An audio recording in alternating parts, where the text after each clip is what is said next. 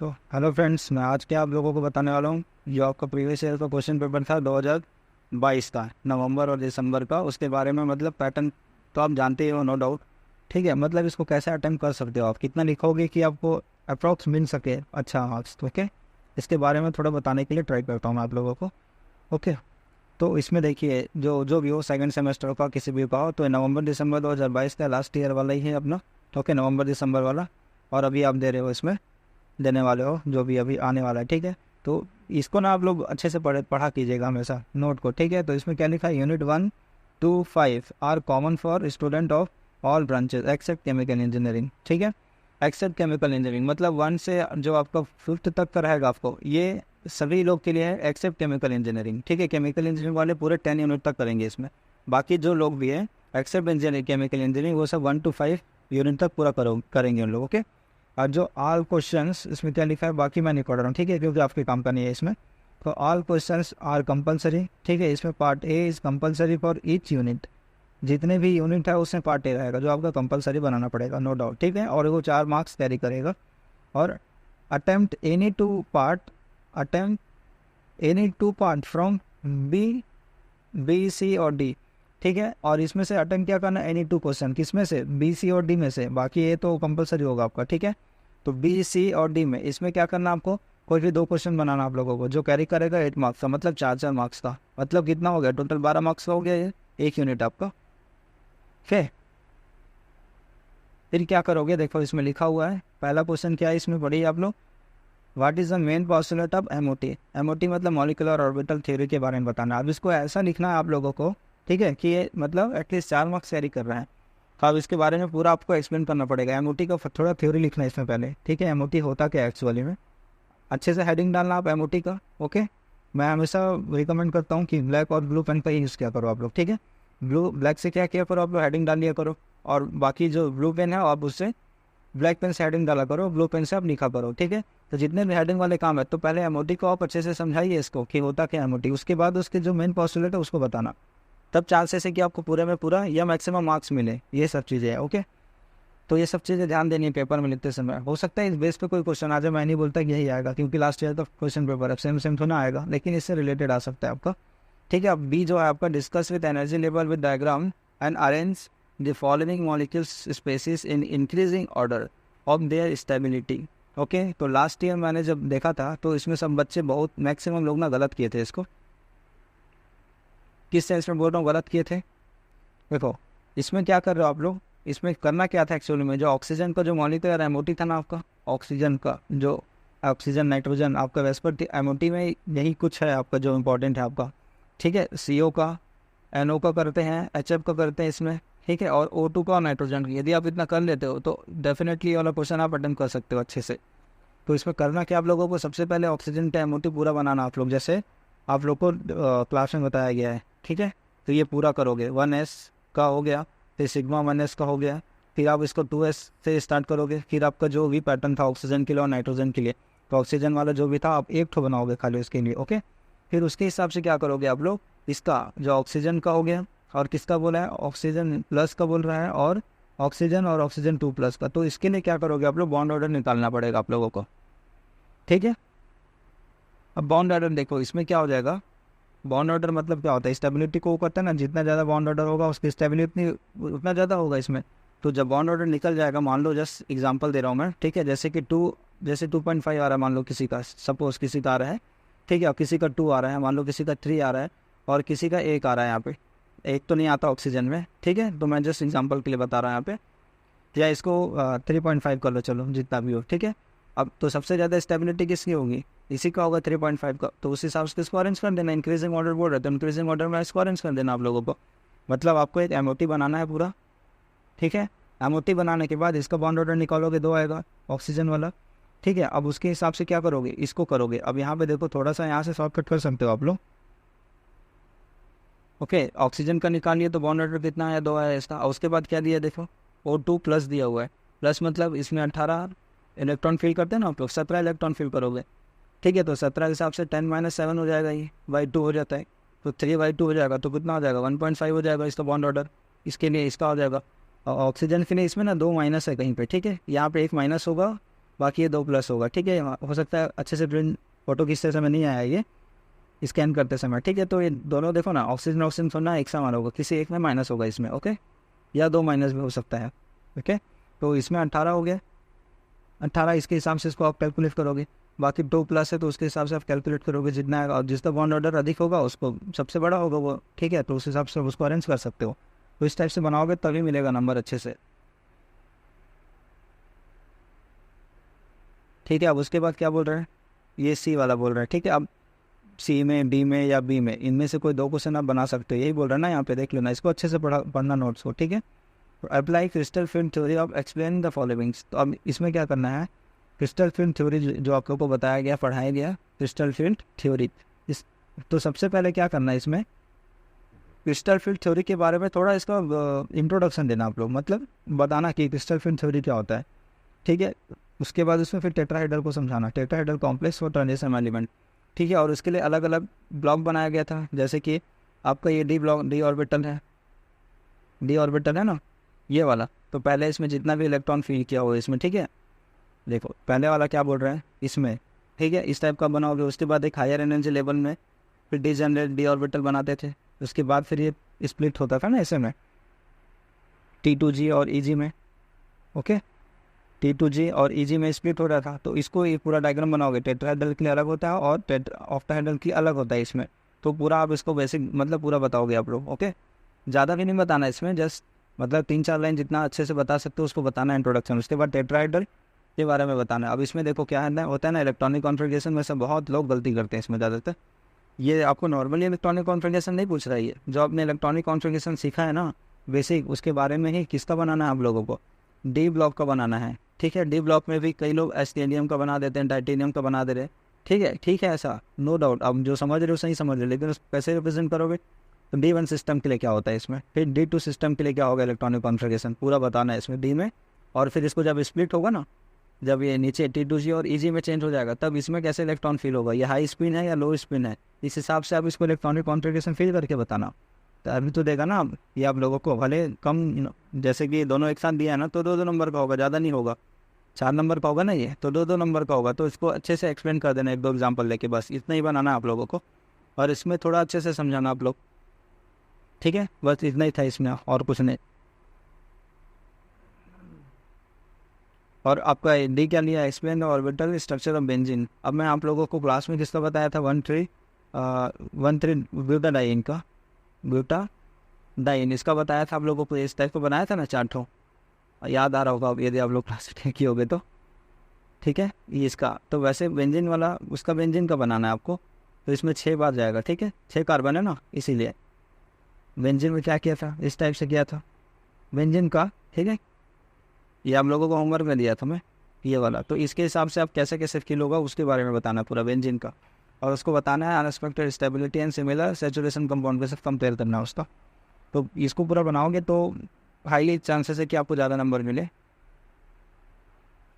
ठीक है। अब यूनिट 2 में आ जाओ, what type of molecule exhibited vibration and rotational spectra. तो इसको ना अच्छे से देखना है, ये वाला ईयर ऑफ क्वेश्चन, ठीक है। ये वाला वाइब्रेशन वाला जो आपके आई FTIR है ना, उसके बेस पे पूछा गया, मतलब ऐसा कौन सा मॉलिक्यूल है जो वाइब्रेशन और रोटेशनल दोनों शो करेगा, और क्यों करेगा, इसका रीज़न आपको बताना पड़ेगा यहाँ पे, ठीक है।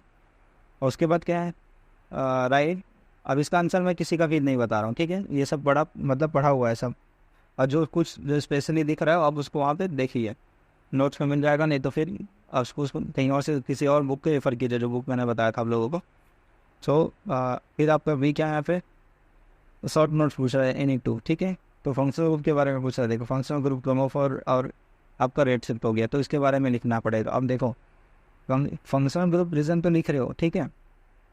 तो इस पर ना एक क्या बताया था मैंने आपको, IR का जो स्पेक्ट्रल जो बताया था ना आप लोगों को, मतलब ग्राफ बताया था, जो इधर वेव लेंथ होता, वेव नंबर होता है, और इधर आपका एब्जॉर्प्शन या ट्रांसमिट है, जिसमें भी आप लोग शो कर रहे हो, ठीक है। तो यहाँ पे आप लोग इस टाइप का बनाना कि यहाँ पे फंक्शनल ग्रुप होता है, फिर यहाँ पे फिंगरप्रिंट रीजन होता है दोनों में, फिर इसको आप लोग प्रॉपरली इसको एक्सप्लेन कीजिएगा, ठीक है, ग्राफ से जैसे भी। या फिर आप क्या कर सकते हो, फंक्शनल ग्रुप रीजन बता रहे हो तो एग्जाम्पल बताना पड़ेगा कि फंक्शनल ग्रुप रीजन में OH जो आ रहा है आपका, ठीक है, OH इसी में जाएगा ना, जितने भी फंक्शनल ग्रुप है। तो 3-4 जो फंक्शनल ग्रुप है ना, उसका आप लोगों को वैल्यू बताओ यहाँ पे, और उसको थोड़ा हो सके तो 1-2 का इस डायग्राम में करके दिखाओ, ठीक है, तभी तो मिलेगा ना एक का अच्छे से 4 नंबर, या जहाँ पे 2 नंबर पूछ रहा है तो एक का बना देना, कोई दिक्कत नहीं है, लेकिन आप एक्सप्लेन कीजिएगा इसको, जितना मैटर उसमें लगोगे ना आप तो ज़्यादा अच्छा होता है वो।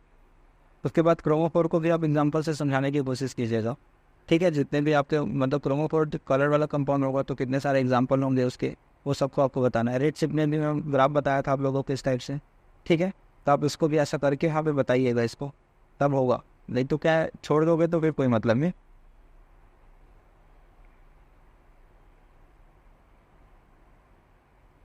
और फिर क्या होता है देखो, आपका सी क्वेश्चन क्या है, what do you understand by the mode of vibration, explain with a suitable example. अब इसमें ये वाले आप लोगों तो करके ही जाना, ठीक है, मॉलिकुलर वाइब्रेशन जो बोल रहे हैं ना उसी को बोल रही है mode of vibration, molecular vibration. इसके बारे में बताया था ना, ये 2 टाइप का होता है, स्ट्रेचिंग, ठीक है, और दूसरा होता है इसका बेंडिंग, ठीक है, बेंडिंग वाला। फिर स्ट्रेचिंग क्या 2 टाइप का था आप लोगों का, सिमेट्रिकल और एसिमेट्रिकल, ठीक है। इसको आप लोग अच्छे से समझाइएगा, किससे, प्रॉपर एग्जांपल देके, जैसे कि मैंने इसमें बताया था ना इस टाइप से कुछ।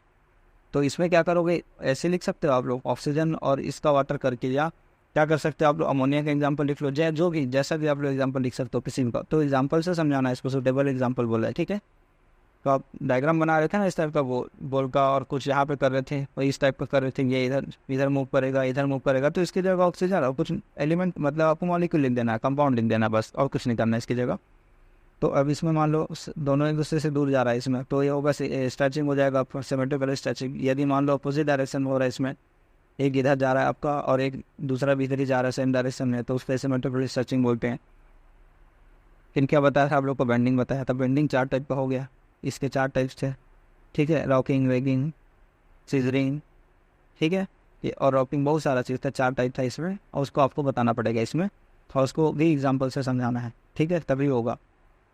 उसके बाद आपका डी इसमें क्या दिया हुआ है, स्प्लेन, स्प्लिटिंग एंड एनएमआर, ठीक है, मतलब नंबर के हिसाब को आपको खेलना है, किस टाइप से आप रिप्रेजेंट कर सकते हो उसको, तब होगा उसमें। तो एनएमआर के बारे में इसमें थोड़ा सा बता देना, ठीक है, इसका थोड़ा बहुत इंट्रोडक्शन होता क्या है एनएमआर एक्चुअली में, इसका फुल फॉर्म सहित पूरा लिखना है इसको। उसके बाद इसमें जो स्पिन स्प्लिटिंग है, ठीक है, इसके बारे में भी पढ़ाया हूँ आप लोगों को, तो इसमें भी अच्छे से इसको बनाइएगा, स्पिन स्प्लिटिंग को, ठीक है। ये चीज़ अभी मैं किसी का आंसर नहीं बता रहा हूँ क्योंकि बहुत लॉन्ग हो जाएगा, ये नहीं तो ऐसे ये सब चीज़ें आप मेरे नोट्स में है इसमें, ठीक है। यदि नोट्स इसका ऑलरेडी डला हुआ है इसमें, टेलीग्राम लिंक पे मेरे, ठीक है, यदि आपको चाहिए तो टेलीग्राम लिंक ज्वाइन कर लीजिएगा, मैं उसका लिंक दे दूँगा डिस्क्रिप्शन में, तो आपको पूरा नोट्स भी मिल जाएगा इसका, स्पिन स्प्लिटिंग, केमिकल शिफ्टिंग जो भी होगा और सब चीज़ों का।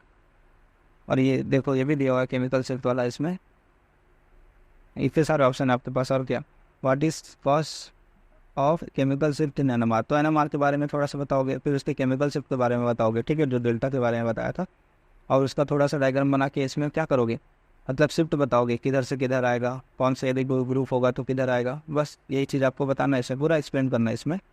उसके बाद 3rd यूनिट में क्या होगा, डिफाइन एंट्रोपी एंड राइट्स इस unit and physical free significance, ये तो ईजी हो गया यहाँ पर, ठीक है। और नॉनेस्ट इक्वेशन तो वेरी वेरी इंपॉर्टेंट है, इस बार भी करके जाइएगा, ठीक है, ये मिलता ही मिलता है आपको, नॉनेस्ट इक्वेशन हो गया, ये सब चीज़ें, तो उसको पूरा डिराइव करना है, इसका भी वीडियो मैंने ऑलरेडी डाल चुका है, ठीक है, तो वहाँ से भी आप देख सकते हो, और एप्लीकेशन भी डाला है मैंने, तो वहाँ पे पूरा फुल मार्क्स का है, मतलब ये 4 नंबर का है हालांकि, लेकिन उसमें पूरा बनाना आप लोग, तो आपको मिलेगा पूरा पूरा नंबर। इसलिए स्पीड करना आप लोगों को, स्पीड लिखना है 3 घंटा, ठीक है, 3 घंटे में, इसलिए उस प्रैक्टिस करना बहुत ज़रूरी है इसमें लिखने के लिए, तभी मिलेगा, नहीं तो बहुत कम लोगों को बहुत कम नंबर मिला इस बार, ये जो पेपर बनाया था पूछ लिया था उन लोगों से। तो अब यहाँ पे शॉर्ट नोट पूछ रहा है यहाँ पर, ठीक है, कॉस्टिक एम्बेटलमेंट में तो बहुत सारा मैटर होता है, ठीक है, इसके बारे में पूरा एक्सप्लेन कीजिएगा, और इसका एक रिएक्शन होता है, रिएक्शन बिल्कुल नहीं छोड़ना है यदि कोई रिएक्शन वाला चीज़ आ रहा है तो, ठीक है, क्योंकि एग्जामिनर इसी को तुरंत देखता है ज़्यादातर, ओके। और उसके बाद ये फ्री एनर्जी यानी EMF, इसको तो कर ही लेना, ठीक है, हर अल्टरनेट हम दिख ही रहिएगा क्वेश्चन, ना स्टिपेशन ये वाला जो है आप लोगों का, ठीक है, तो आप इसको जरूर करके जाइएगा।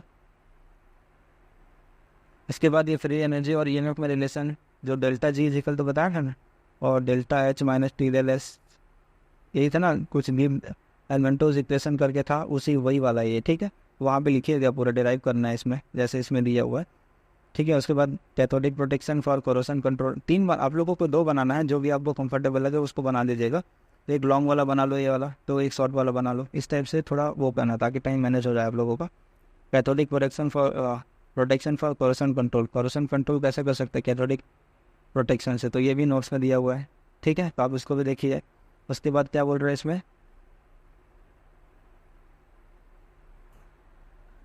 इसमें क्या define corrosion of metal and explain rusting of iron with the help of electrochemical theory.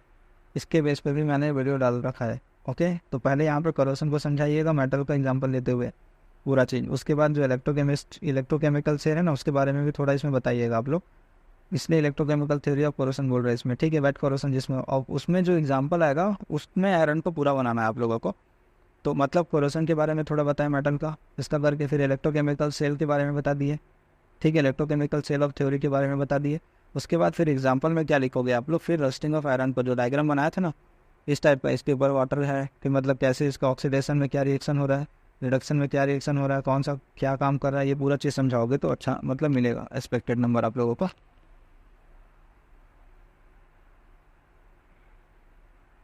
इसके बाद यूनिट 4 में क्या दिया है, explain the term of ionization, इसको तो अच्छे से पढ़ेगा आप लोग। ऑफ एलिमेंट बोल रहा है, ठीक है, मतलब कोई ना कोई एलिमेंट का आपको बताना पड़ेगा, स्पेशली किसी भी चीज़ का, बेरिलियम, बोरॉन, लिथियम, जिसका भी आप बता सकते हो आयनाइजेशन एनर्जी को अच्छा से डेफिनेशन लिखना समझ के। उसके बाद फिर एक कुछ एग्जांपल देके बताना है इसको, उसके ओके। और उसके बाद क्या बोल रहा है, on what is the factor does depend, अब क्या किस चीज़ के फैक्टर की बात कर रहा है, मतलब पीरियोडिक टेबल में क्या होगा इसका इफेक्ट बताना आप लोग।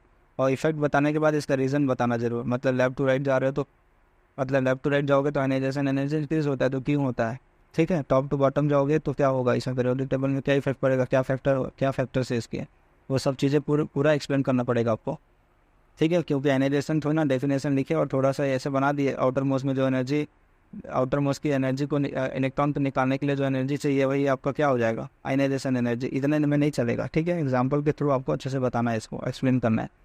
उसके बाद बी क्या है, एक्सप्लेन द ज्योमेट्री ऑफ, और ये वाले में मैक्सिमम 95% लोग कम से कम इसको छोड़ के आए थे, ठीक है, क्योंकि उन लोग को समझ में नहीं आया ये चीज़ क्वेश्चन करना कैसे है। तो जो आपको वेस्पर थ्योरी था VSTR, वहीं से ये क्वेश्चन उठा के दिया गया, इनडायरेक्टली दिया गया इसको, ठीक है।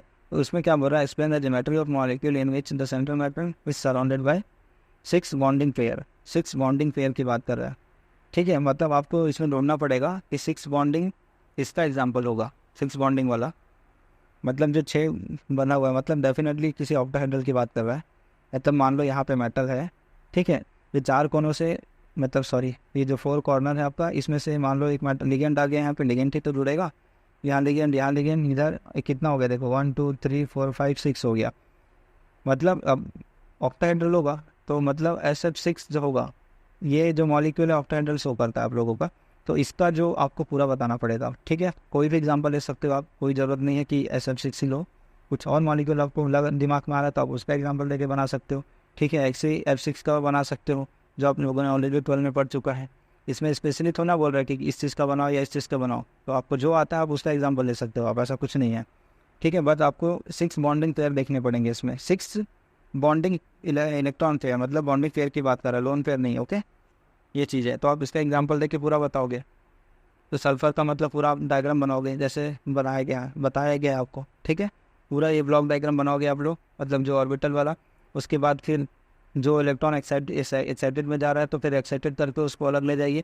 उसके बाद फिर उसमें वो कीजिए जैसे 12 में किए थे ना, और अभी भी बता रहा हूँ मैं आप लोगों को, तो वैसा ही बनाइएगा आप लोग इसका, ठीक है, ये वाला। और लास्ट में बताइएगा 6 बॉन्डिंग पेयर, दैट्स वाई, ठीक है, इसका एक्सप्लेन करोगे अच्छे से, ओके।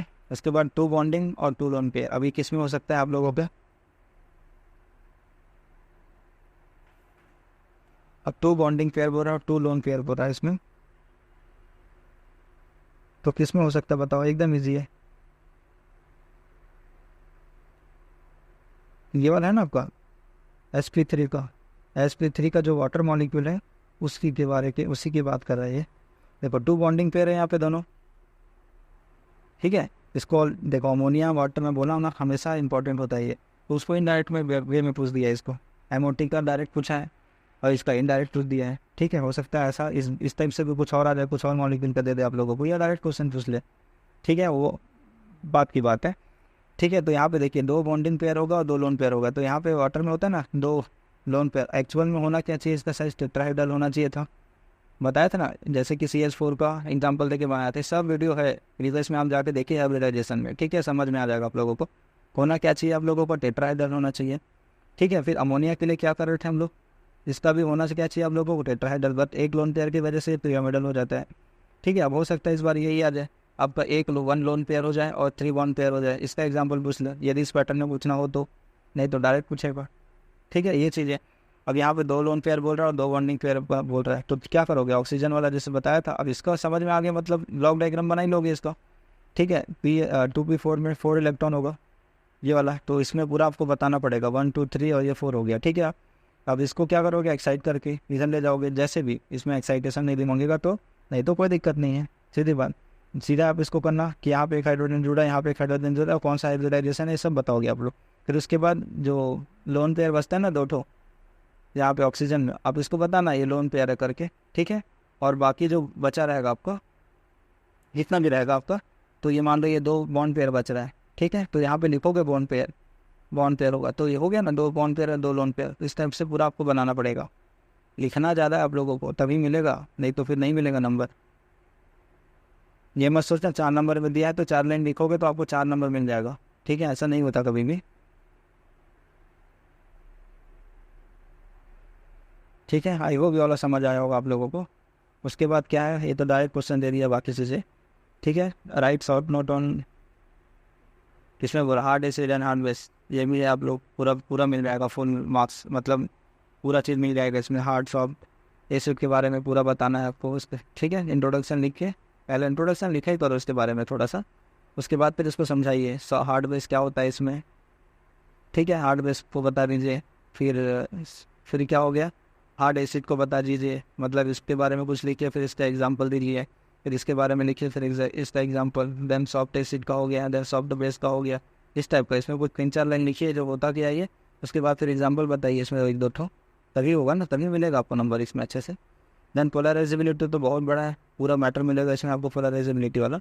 और कोऑर्डिनेशन नंबर भी सेम चीज़ है, ठीक है, कोऑर्डिनेशन नंबर का पूरा अच्छे से लिखोगे जो समझो आप डेफिनेशन, और उसके बाद फिर इसका एग्जांपल से आप इसको समझाने की कोशिश कीजिएगा, मतलब 1 2 का निकाल दीजिएगा कोऑर्डिनेशन नंबर किसको बोलेंगे, ठीक है, ये चीज़ है।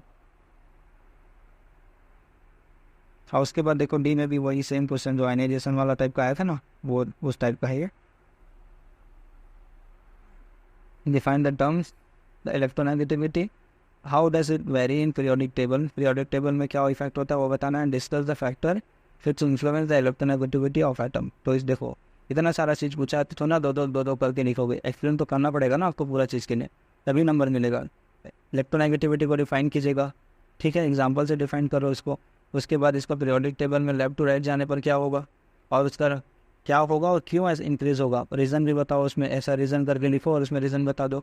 फिर टॉप टू बॉटम में मतलब कुछ मैटर का यूज़, एलिमेंट का यूज़ करके करना, लेफ्ट टू राइट ऐसे मत लिख देना आप लोग, ठीक है। जैसे कि carbon, boron, nitrogen, oxygen, chlorine इस टाइप से जा रहा है तो इधर से इधर जाने पर आपका क्या हो जाएगा, इंक्रीज होता है, क्यों होता है, क्योंकि एटॉमिक साइज डिक्रीज होता है, तो ये सब रीज़न वहाँ लिखना है आप लोगों को, ठीक है। उसके बाद उसका कौन कौन से फैक्टर हैं जो इलेक्ट्रोनेगेटिविटी को इफेक्ट करते हैं, ठीक है, ये भी आपको लिखना है कुछ, ठीक है, एटलीस्ट 2 3 तो लिखो ही लिखो उसमें फैक्टर करके, मतलब जितना पूछा गया उसमें आपको लिखना चाहिए पॉइंट, उसमें लिए मैं इसलिए बोल रहा हूँ, अलग पेन से हेडिंग टाइटल मतलब हेडिंग दीजिएगा इसका, ठीक है।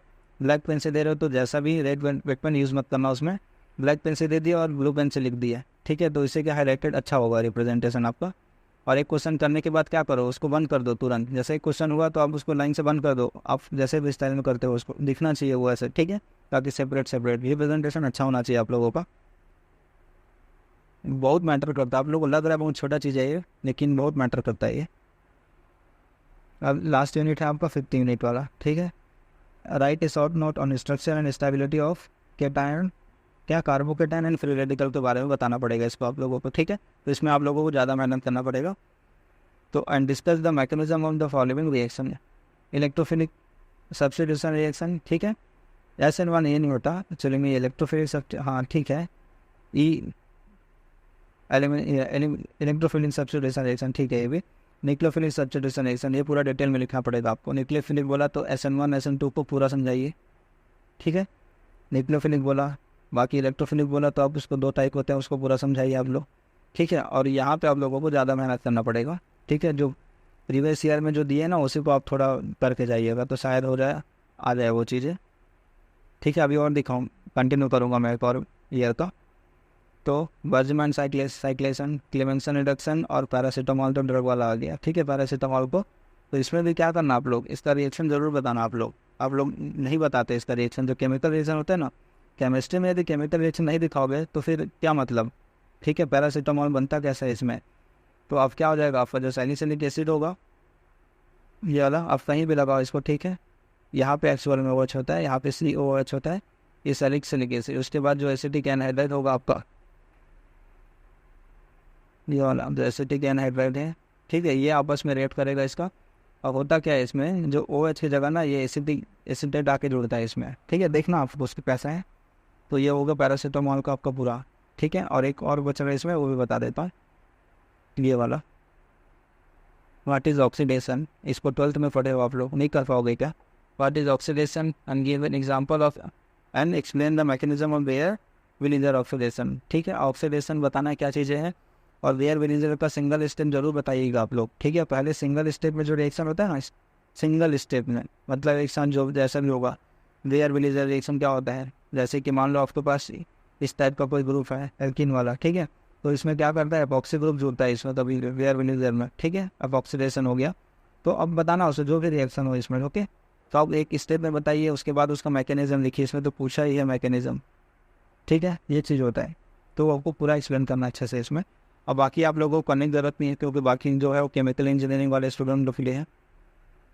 ठीक है, ये चीज़ें तो यूनिट 7। ठीक है, बाकी आप लोगों को इसमें करना नहीं है, जो आप लोगों को करना है वो मैं बता दिया आप लोगों को।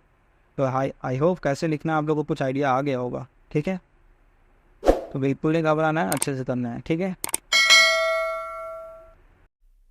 तो अभी इसको देखिए, ये भी 2022 का ही क्वेश्चन पेपर है। ठीक है, ये अप्रैल और मई का है आप लोगों का, मतलब सेकेंड सेमेस्टर वाले।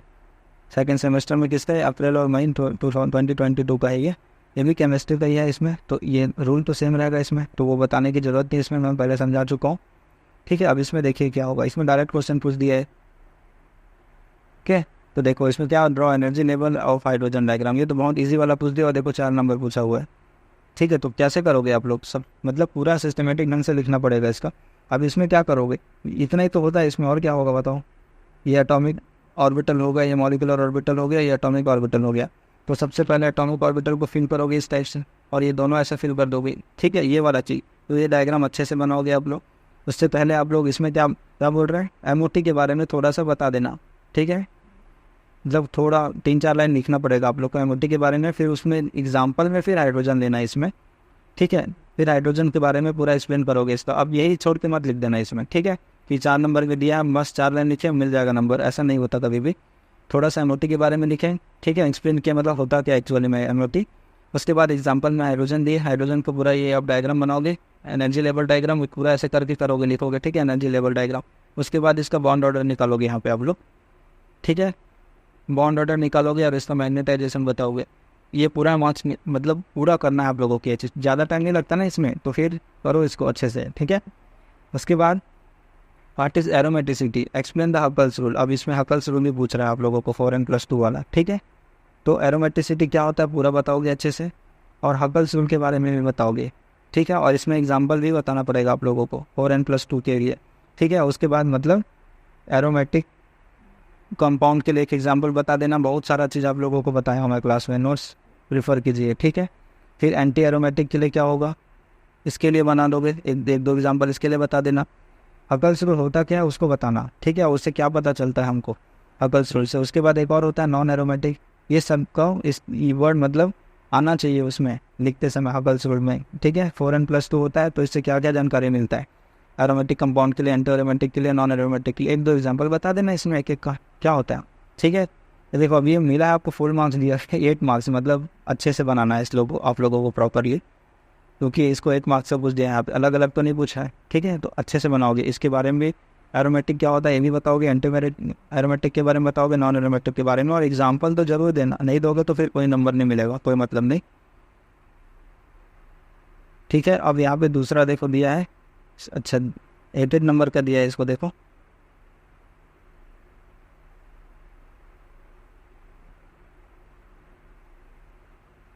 यानी 2 मार्क्स। ठीक है, ये सब 400 नंबर के ही है, पता नहीं ऐसा कि नंबर क्यों दिया हुआ। ठीक है, अब इसमें सी क्या बोल रहा है आप लोगों को, give different postulate of crystal film theory and explain with example of tetrahedral. जो आप लोगों को पहले बताया वही चीज़ पूछा है इसमें, सेम चीज़ टेट्राहेड्रल के बारे में ही पूछा है और टेट्राहेड्रल के बारे में यही चीज़ पूछा है। ठीक है, बस इसमें आपको पोस्टुलेट ऐड करना है इसमें, और कुछ नहीं। तो यहाँ पे एक शॉर्ट नोट पूछा है बॉन्ड ऑर्डर के बारे में। अब देखो यहाँ पर बॉन्ड ऑर्डर के बारे में पूछ रहा है, 4 नंबर का है ये। तो ये नहीं कि बस नाइट्रोजन का निकाल दिए बॉन्ड ऑर्डर 3 आ गया, ठीक है, और ऑक्सीजन का 2 आ गया, बस छोड़ दिए, हो गया, नहीं मिलेगा आपको नंबर। ठीक है, मिलेगा लेकिन कम मिलेगा। बॉन्ड ऑर्डर को अच्छे से समझाइए। ठीक है, बॉन्ड ऑर्डर के बारे में बताइए होता क्या है ये। उसके बाद जो एग्जाम्पल में फिर आप लोगों को नाइट्रोजन का बताना है बॉन्ड ऑर्डर। ठीक है, और यदि लग रहा है मैटर कम है तो इसमें N2+ जोड़ो, N2++ जोड़ो, ये चीज़ मतलब वेराइटी ऑफ एग्जाम्पल बताइए इसमें बॉन्ड ऑर्डर के बेस में, ऑक्सीजन के बेस में। ठीक है, इससे बॉन्ड ऑर्डर का स्टेबिलिटी मतलब पूरा बताना है, फिर इसका इफेक्ट क्या होता है किसी भी चीज़ों में, मॉलिक्यूल में। ये बहुत फुल नोट्स है इसका। ठीक है, नोट्स प्लीज़ देखिए आप लोग, नहीं तो कहीं और देख रहे हो तो कहीं और से देखिए, बट इसको प्रॉपर करिए आप लोग। ओके, तो ये बॉन्ड ऑर्डर को पूरा बताना है, इसमें क्या क्या इफेक्ट होते हैं। मैं बताया था स्टेबिलिटी भी डिटरमाइन करके, जो प्रीवियस क्वेश्चन में पूछा है तो सेम चीज़ इसमें देखो वही पूछा, आपको स्टेबिलिटी के बारे में भी बताना है इसमें। तो अलग अलग नाइट्रोजन का बनाइए और इसकी स्टेबिलिटी को कैसे डिफाइन कर रहा है इसको बताइए। यदि बॉन्ड ऑर्डर 3 है, 2 है और 1 है तो इसमें क्या इफेक्ट पड़ने वाला है स्ट्रॉन्ग मतलब स्टेबिलिटी पे, ये सब चीज़ें आप बताना है आप लोगों को। ठीक है, NCO linear combination of atomic theory, इसको भी आपको पूरा समझाना पड़ेगा, पूरा थ्योरी है वाला। ठीक है, और उसके बाद यूनिट 2 में क्या दिया है,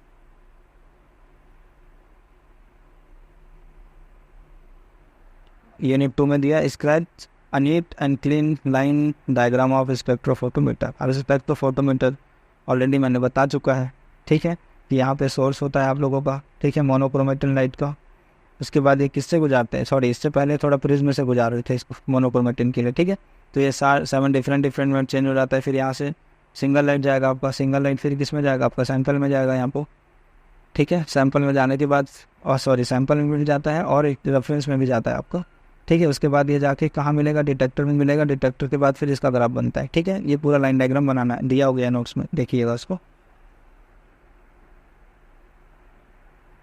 उसके बाद IR के बारे में, इसमें क्या बोल रहे हैं, give your answer in the following step, selection rule के बारे में बताना है। ठीक है, आप लोगों को।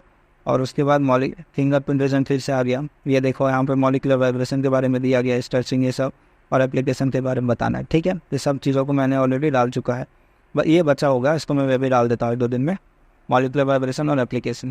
ओके, बाकी ये दोनों हो गए हैं। और उसके बाद देखो मोस्ट फेमस और इम्पोर्टेंट क्वेश्चन आपका लैम्बर्ट-ज़ेयर लॉ। ठीक, लैम्बर्ट-ज़ेयर लॉ को डिराइव करना है, इसका भी मैंने वीडियो डाल चुका है। ठीक है, और एप्लीकेशन और लिमिटेशन दोनों बताया था हम आप लोगों को। ठीक है, वो आपको देखना है इसमें। और calculate the number of fundamental vibration of CH4 के लिए। अब जो वाइब्रेशन था मॉलिक्यूलर वाइब्रेशन आपका, उसी को आपको CH4 में कितने सारे मॉलिक्यूलर वाइब्रेशन आ सकते हैं उसको देना है एग्जाम्पल में। ठीक है, इसके बाद राइट डाउन द नोट, किसके बारे में, ऑक्सोब्रोम और प्रोफॉर्म, ये आ चुका है, टेबल से आ चुका है, रिपीटेड क्वेश्चन है। ठीक है, तो आप जरूर करते जाइएगा ये सब चीज़ें। इसके बाद देखो फिर से आगे नेक्स्ट इक्वेशन में बोला था ना आप लोगों को, ये बहुत इंपॉर्टेंट है, इसको तो पढ़ के ही जाइएगा आप लोग, और कैसा भी इसमें पूछे। ठीक है, पूरा आप डेरिवेशन और एग्जाम्पल ये सब करके आइएगा, कोशिश कीजिएगा। ठीक है, एप्लीकेशन नहीं पूछा होगा तो वाले मत बनाना, कोई दिक्कत नहीं है। And it's find various step, मतलब पूरा डेरिवेशन करना है इसमें आपको। यहाँ पे सिंपल क्वेश्चन दे दिया है, what is corrosion and electrochemical theory of corrosion के बारे में पूछा, ये भी पूछा गया, पहले बताया था ना मैं इलेक्ट्रोकेमिकल थ्योरी में, आयरन का एग्जाम्पल बताया था, इसमें भी आप आयरन के एग्जाम्पल दो, क्या दिक्कत है। ठीक है, what is corrosion of metal के हिसाब से बताना था, प्रीवियस ईयर क्वेश्चन इसी कंटिन्यू में बताया ना मेथड पहले वाले में। उसके बाद आयरन के लिए बोला था इसमें, रस्टिंग ऑफ आयरन को समझाइए, सेम क्वेश्चन है जी, सेम चीज़ है ये। ठीक है, तो आप रस्टिंग ऑफ आयरन को एग्जाम्पल देके बताइए इसमें क्या दिक्कत है। ठीक है, उसके बाद सेल पोटेंशियल यहाँ पे आया है, आपको EMF निकालने के लिए बोल रहा है इसमें। ठीक है, define the calculate the standard cell potential. ठीक है, अब ये कॉपर है, एल्यूमिनियम है, तो आप लोगों को बताया था मैं आप लोगों को, इसके फॉर्मूला होता है EMF वाला। ठीक है, E cathode, E anode, E वाला, तो ये इजी है, इसको पूरा बनाइएगा आप लोग। ठीक है, इसको पूरा कैलकुलेशन करके निकालना पड़ेगा, इजी है ये वाला, इसको देखिए एक बार। ठीक है, या हो सकता है कॉपर की जगह या वो जिंक दे दे या कॉपर दे दे, ये वाला एग्जाम्पल बताया था मैं आप लोगों को इसका, ठीक है। तो वो सेम क्वेश्चन है यहाँ पे है आपका, ये +4 हो गया, ये भी ठीक है। उसके बाद यहाँ पे क्या पूछ रहा है, write the note on filling wet rule, ठीक है। उसके बाद कैथोडिक प्रोटेक्शन के बारे में बात कर रहा है। और उसके बाद फिर आपका चौथा यूनिट है कैलकुलेट द जेड इफेक्ट, या स्लेटर रूल की बात कर रहा है ये नहीं। तो calculate the effective nuclear charge और 3s के लिए निकालना आपको, ठीक है। सोडियम को 3s के लिए निकालना है इसमें, तो इसको भी करो, ये भी पूरा अच्छे से बताया मैं आप लोगों को, आप ये भी कीजिए, ठीक है। ये क्वेश्चन रिपीटेड क्वेश्चन है, SSAB का तो क्वेश्चन आता ही आता है डेफिनेटली, ठीक है। तो इसको भी कीजिए आप लोग। देखो यहाँ पे वाटर और मॉलिक्यूल का आगे पूछ दिया, ठीक है। इसको इनडायरेक्ट वे में पूछा था, मतलब 6 बॉन्डिंग वाला, 6 बॉन्डिंग इलेक्ट्रॉन और एक क्या था आपका 2 बॉन्डिंग और 2 लोन पेयर, यही तो पूछा है ना। इसको इनडायरेक्ट पूछ दिया आप लोग तो यहीं फंस गए थे, और इसमें डायरेक्ट पूछा है तो अच्छी बात है, ठीक है। अब इसको बनाइए, पूरा ब्लॉक डायग्राम बनाना है इसका, ठीक है। जो एनर्जी लेवल वाला जो बनाते आ रहे थे हम लोग, तभी मिलेगा अच्छा नंबर इसमें। और उसके बाद right the short note on atomic and ionic radius, इसको तो कर लोगे नो डाउट। और इलेक्ट्रॉन एफिनिटी ये भी बता दोगे, ठीक है। देखो जो रिपीटेड ना, इसको अच्छे से करो आप लोग। अब उसके बाद 5वां यूनिट, ठीक है। तो इसमें देखो इक्वेशन क्या बोल रहा है आपका, राइमर टाइमर इक्वेशन लिखने बोल रहा है। उसके बाद एस्पिरिन और इबुप्रोफेन का, ये दोनों बढ़ाया हुआ नोट्स भी आप लोग को अच्छा मिला इसका, तो आप इसको बताइएगा एस्पिरिन और इसका दोनों का, ठीक है। Discuss the addition reaction by giving suitable example for Markovnikov rule and nucleophilic reaction. Nucleophilic reaction पिछले बार भी पूछा हुआ है, मतलब नवंबर दिसंबर में, ठीक है। मार्कोनिकॉफ रूल को बताओगे अच्छे से, मार्कोनिकॉफ एंटी मार्कोनिकॉफ सब पढ़ेगा आप लोग। उसके बाद शॉर्ट नोट बोल रहा है किसमें, कैनिजारो रिएक्शन पर और किसमें रिएक्शन पे। इसके पहले क्या पूछा था इसमें, क्लेमेंसन रिएक्शन पूछा था, ठीक है। रूल किसमें पूछ दिया, जस्ट उल्टा इसका, ठीक है। ये आपका क्लेमेंसन एसिडिक कंडीशन के लिए होता है, ठीक है, और किसनर बेसिक कंडीशन के लिए होता है, ठीक है। याद रखना दोनों का, बस ये है आपका 5वां यूनिट वाला।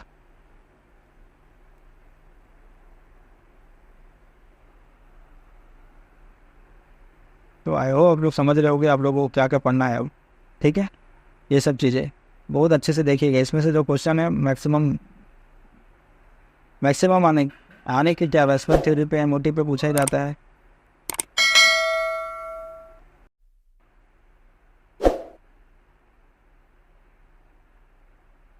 अब देखिए ये वाला जो है आपका क्वेश्चन पेपर, ये नवंबर दिसंबर 2021 का है, ठीक है। अब चलो इसमें देख लेते हैं एक बार कि क्या क्या दिया हुआ है, ठीक है। इसमें सेम चीज़ है, देखो इसमें एक बार पढ़ लेते हैं इसका क्या दिया है, ठीक है। ऑल 5 क्वेश्चंस आर कंपलसरी, इस question carry 2 parts, part A carry 4 marks and part B carry 16 marks. Attempt any 2 from the B से आपको 2 अटेम्प्ट करना है, ठीक है।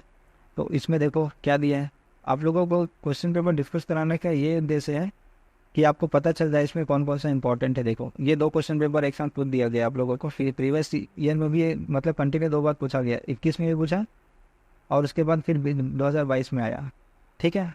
तो what do you mean by aromaticity and explain with rule and example, पूरा चीज़ बताना है आपको, जो ऑलरेडी मैं डिस्कस कर चुका हूँ अभी थोड़ी देर पहले ये वाला क्वेश्चन को, ठीक है। अब देखो इसमें क्या दिया है, attempt any 2 of the following, तो explain the following property of homo molecule F2 के लिए पूछा है, ठीक है। अभी आप तक किसका किसका करते आए हो, ये चीज़ का। यदि आप इसका रूल जानते हो, इसका रूल जानते हो, तो आप फ्लोरीन का भी कर लोगे आराम से। बस ये याद रखना कि नाइट्रोजन, अब ये कैसे पता चलेगा कि नाइट्रोजन वाला फॉलो करेगा या ऑक्सीजन वाला फॉलो करेगा, ठीक है। तो मैंने आप लोगों को एक नोट्स बताया था, ठीक है। यदि मान लो 14 इलेक्ट्रॉन से ज़्यादा है तो कौन सा फॉलो करेगा, और यदि 14 इलेक्ट्रॉन से कम इलेक्ट्रॉन है तो कौन सा फॉलो करेगा आपका, ठीक है। तो ये वाला आप लोग याद रखिएगा कौन सा, ठीक है, तभी आप इसको बना पाओगे। यदि याद है तो अच्छी बात है, नो डाउट। उसके बाद हेट्रोमॉलिक्यूल का एक पूछा है इसमें CO को, ठीक है। ये सब बताया हूँ, CO NO में बताया था ना आप लोगों को। ये कॉन्सेप्ट पता है तो आप फ्लोरीन को बना लोगे। बस ये पता होना चाहिए कि 14 से ज़्यादा इलेक्ट्रॉन है या 14 से कम इलेक्ट्रॉन है। 9 18 इलेक्ट्रॉन आएंगे इसमें, ठीक है। अब 18 इलेक्ट्रॉन नाइट्रोजन से ज़्यादा होगा तो ऑक्सीजन वाला ही फॉलो करेगा, और क्या, ठीक है। अब ये CO और NO, इसके बारे में भी ये NO वाला बताया हूँ, ठीक है। हो सकता है इस बार HF का पूछ दे आपको, मोस्ट इंपॉर्टेंट। अभी तक तो सब पूछते आ रहा है, हो सकता है इस बार HF का आ जाए, ठीक है। तो HF का भी अच्छे से करके जाओगे आप लोग, जस्ट एक पॉसिबिलिटी बता रहा हूँ, ठीक है। ये नहीं 100% नहीं बोला और नहीं आया, ऐसा कुछ नहीं है, मैं नहीं बना रहा हूँ पेपर, ठीक है। बस पॉसिबिलिटी बता रहा हूँ, ठीक है। HF का करके जाइएगा इस बार। और बाकी ये सब भी देखना, ऐसा नहीं कि छोड़ के चल दिए, ठीक है। उसके बाद draw the energy level diagram बताना है, कैलकुलेट बॉन्ड ऑर्डर और मैग्नेटिक। देखो इसमें अच्छे से एक्सप्लेन किया है, इसमें क्या क्या बताना आपको, प्रीवियस वाले में अच्छे से एक्सप्लेन नहीं किया था। तो जब भी आप लोगों को एनओटी पूछा जाए, ठीक है, तो डेफिनेटली उसका क्या बोलते हैं, एनर्जी लेवल डायग्राम बनाओगे ही बनाओगे। यदि नहीं भी पूछा है तो उसका बॉन्ड ऑर्डर आप बनाओगे, ठीक है। बॉन्ड ऑर्डर और मैग्नेटिक प्रॉपर्टी इसको जरूर बनाओगे आप लोग, पूछेगा चाहे ना पूछेगा, ठीक है। ये इतना लिखने में कुछ नहीं होता, ज़्यादा टाइम नहीं जाता, ठीक है। एनर्जी लेवल बन गया तो ये तुरंत बन जाता है 2 मिनट में, नो डाउट, ठीक है। आई होप आप लोग समझ रहे होगे क्या बोलना चाहता हूँ मैं,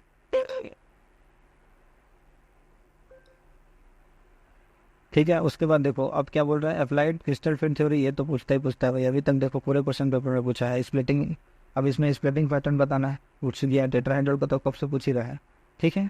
तो चांसेस है इस बार ऑक्टाहेड्रल टेट्राहेड्रल दोनों का करके जाना, इसमें से आएगा। देखो मैक्सिमम कितना क्वेश्चन है, यही बार बार रिपीट कर रहा है, उसके बाद भी स्टूडेंट लोगों को नंबर कम आ रहा है, मतलब वो ध्यान नहीं दे रहा है, अभी तक पैटर्न नहीं पकड़ पा रहा है, ठीक है। अब अभी तक 2 में नहीं आया, अभी 2021 में देखो कैलकुलेट पूछा है इसका, CFSC एनर्जी को कैलकुलेट करने के लिए पूछा है, ठीक है। अभी तक 22 में नहीं आया है, तो इसको भी करके जाइए एक बार आप, ठीक है। उसके बाद right short note on LOC, ये तो पूछा है एक बार। उसके बाद क्रिस्टल फील्ड स्टेबलाइजेशन एनर्जी पे नोट पूछा है, यदि ये देखो दोनों एक साथ देने की क्या जरूरत था उसको, ठीक है। क्रिस्टल फील्ड स्टेबलाइजेशन एनर्जी लिखना है और उसका इसको कैलकुलेशन दे दिया, यदि एक जानते हो तो इसको भी जान जाओगे।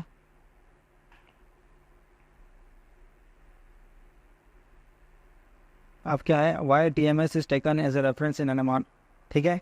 ये वाला अभी TMS इसलिए लेते हैं, ट्राई मिथाइल सिलेन, ये इसका स्ट्रक्चर में आप लोगों को क्लास में बताया था, जो भी ध्यान दिया होगा उसको याद होगा। इसका यूज़ क्यों किया जाता है, एज ए रेफरेंस सैंपल लिया जाता है इसको, ठीक है, ताकि जो शिफ्टिंग होगा उसमें मतलब आइडेंटिफाई कर सके कौन से जो हाइड्रोजन का पीक है, मतलब सॉरी हाँ पीक है, ये आपका किसमें आ जाएगा, आपका केमिकल शिफ्ट, ठीक है। ये सब चीज़ें की बात कर रहे हैं, तो आप इसको देखिए एक बार अच्छे से एक्सप्लेन करके लिखना उसको, ठीक है। तो आप नोट्स में भी इसके बारे में शायद नहीं बताया हूँ मैं, ओके। तो आप इसको देख लीजिएगा, बुक से रेफर कीजिए, इसको पता होना चाहिए, रेफरेंस के लिए यूज़ किया जाता है इसका, ताकि आप अपने जो कंपाउंड का जो हाइड्रोजन होगा ना उसका पता कर सको, इसलिए। तो write the short note on, फिर क्या लिखा आपका, थ्योरी है on electronic transition with example. Electronic transition के बारे में बताएं, टाइप ऑफ ट्रांजिशन बहुत सारा बताया था ना आप लोग को, सिग्मा से सिग्मा स्टार था, पाई से पाई स्टार था, एन टू पाई स्टार था, ठीक है। और 2 और है, एन टू सिग्मा स्टार हो गया, ठीक है। और एक और pi to n star, n to pi star sorry, n to pi star, ये वाला। तो 5 है, इसके बारे में बताना है यहाँ पे आपको with example. Chromophore of the Chrome, दूसरी बार बता रहा हूँ, ठीक है। फिर IR में देखो ये पूछ ही रहा है आप लोगों को, सिलेक्शन रूल और एप्लीकेशन ऑफ IR अच्छे से कर लेना, ठीक है। और शॉर्ट नोट किसके बारे में पूछा है आप लोगों को, describe the factor affecting the chemical shift. Chemical shift भी देखो बहुत इंपॉर्टेंट है, केमिकल शिफ्ट, स्पिन स्प्लिटिंग, ये सब जरूर करके जाना, छोड़ना नहीं बिल्कुल भी। ये वाला ना है थोड़ा आप लोग, ठीक है, तो छोड़ो, एक क्वेश्चन से कुछ नहीं होता। एप्लीकेशन ऑफ NMR, ठीक है। एप्लीकेशन ऑफ NMR क्या होगा, आप लोग का NMR का एप्लीकेशन, इसके बेस पे वीडियो नहीं डाला मैं, डालूंगा इसको, तब तक आप लोग पढ़िए इसको, ठीक है, जो नोट दिया उससे। नॉनस्टिक क्वेश्चन 4 नंबर फिक्स हो गया आप लोग का, ये बार बार पूछ रहा है तो करके जाना आप लोग।